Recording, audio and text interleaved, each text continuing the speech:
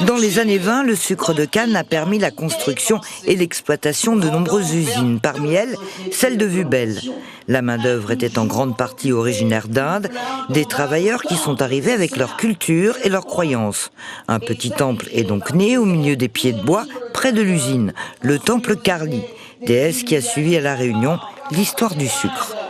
Karli dans le bois est une statue que la mémoire fait venir avec les engagés aux alentours de 1873 et qui sera installée dans plusieurs usines sucrières, notamment Grand Fond, ensuite à Bruniquel, à la Renaissance, pour ensuite venir à Vubel. Et ce qui est assez extraordinaire, c'est qu'elle migre avec les engagés et leurs descendants en fonction de la crise du sucre, mais aussi des fermetures et ouvertures d'usines.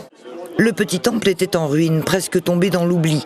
Les travailleurs indiens y venaient en cachette, mais en 1970, Jacques Diprayen a eu la chance de pouvoir le reconstruire avec l'appui de fidèles. 100 ans après, c'est une belle et solide structure qui reçoit les prières et les cérémonies de la communauté. Oh là là, c'était vraiment, il n'y avait rien, carreau de bois, il n'y avait rien là, hein. C'était de la forêt. C'était en 69, 70 que j'ai eu le terrain. Il y avait un petit temple abandonné, donc j'ai rénové le petit temple, doucement. J'ai fait des sacrifices d'animaux pendant 7 ans, et après je me suis arrêté. J'ai reconstruit un autre temple, parce que mon oncle m'a fait un don pour reconstruire le temple.